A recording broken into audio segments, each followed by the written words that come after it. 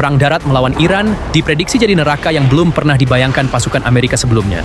Senjata canggih, mahal, dan paling modern di dunia justru berisiko dipermalukan oleh senjata murah, sederhana, tapi digunakan dengan cara yang cerdik penuh taktik. Ini bukan sekadar perang kekuatan, ini adalah perang cara bertarung.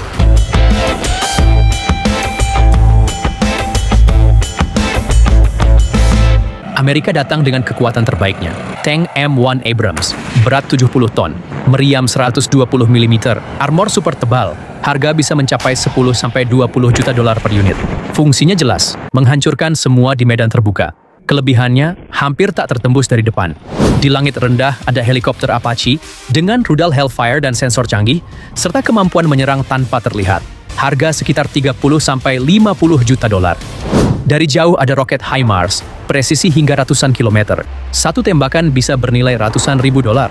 Dan di langit atas ada drone MQ-9 Reaper. Bisa mengawasi dan menyerang selama lebih dari 24 jam dengan harga sekitar 30 juta dolar. Dalam beberapa hari pertama, ini terlihat seperti dominasi mutlak. Seperti dalam film Black Hawk Down, cepat, presisi terkendali. Tapi yang kemudian terjadi, di luar dugaan berakhir tragis.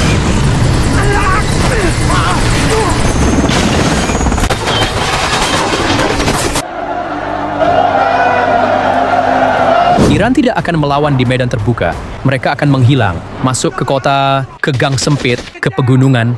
Situasi yang terasa seperti dalam film Jarhead, di mana ancaman bisa datang dari mana saja.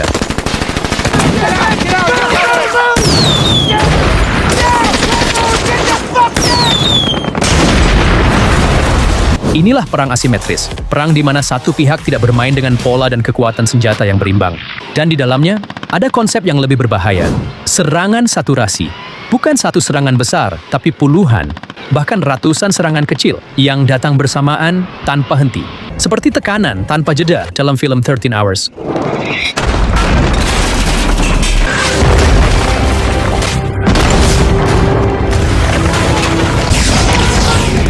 Sekarang, kita bahas bagaimana Iran menghadapi satu persatu senjata Amerika. Abrams versus IED atau bom rakitan. Abrams adalah tank paling kuat di dunia, tapi Iran tidak melawannya di medan terbuka. Mereka menunggu di jalan sempit, di jalur logistik, dengan IED, bom rakitan murah.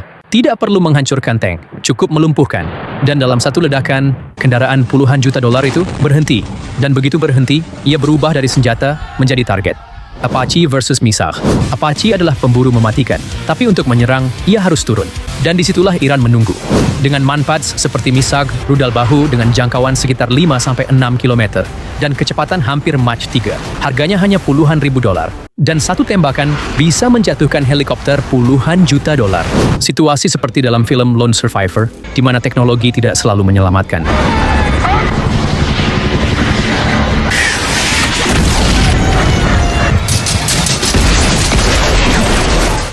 HIMARS versus target yang menghilang. HIMARS sangat presisi, tapi hanya efektif jika targetnya jelas. Iran tidak memberi target itu. Mereka menyebar, berpindah, beroperasi dalam unit kecil. Hasilnya, serangan presisi kehilangan efektivitas maksimalnya. Drone Amerika versus drone swarm Iran.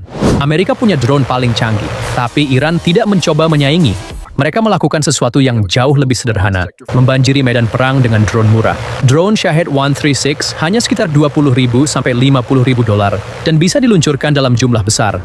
Bahkan dalam konflik nyata, drone murah ini mampu memaksa sistem mahal bekerja terus-menerus dan tidak efisien. Satu drone murah dilawan dengan interseptor jutaan dolar. Artinya, Iran bisa mengirim 100 drone dan Amerika harus menghabiskan miliaran dolar untuk menghentikannya. Ini bukan lagi perang teknologi, ini adalah perang biaya. Swarm attack, darat dan laut. Iran juga menggunakan prinsip yang sama di darat dan laut. Bukan satu serangan besar, tapi banyak serangan kecil bersamaan. Kapal cepat, unit kecil, dipersenjatai roket dan senapan, menyerang simultan. Jumlah banyak, sulit dilacak. Satu kapal cepat Iran mungkin hanya bernilai ratusan ribu hingga beberapa juta dolar. Sementara satu kapal perang Amerika bisa mencapai miliaran dolar. Tujuannya bukan menghancurkan langsung, tapi membuat sistem Amerika kewalahan. Dan disinilah inti semuanya. Amerika bertarung dengan kualitas, Iran bertarung dengan kuantitas plus kecerdikan. Ketika semua ini terjadi bersamaan, tank tertahan, helikopter terancam, drone kewalahan, Logistik terganggu, perang berubah. Bukan lagi soal kemenangan cepat, tapi soal bertahan dalam tekanan yang tidak pernah berhenti. Dan di titik ini, situasinya menyerupai sesuatu yang pernah terjadi sebelumnya. Kita sudah melihat pola ini di Perang Vietnam dan Perang Afghanistan, di mana kekuatan militer terbesar di dunia tidak mampu mengakhiri perang dengan cepat. Dan di titik ini, pertanyaannya bukan lagi apakah Amerika bisa masuk, tapi apakah mereka bisa keluar? Bagaimana menurutmu? Terima kasih sudah menyimak.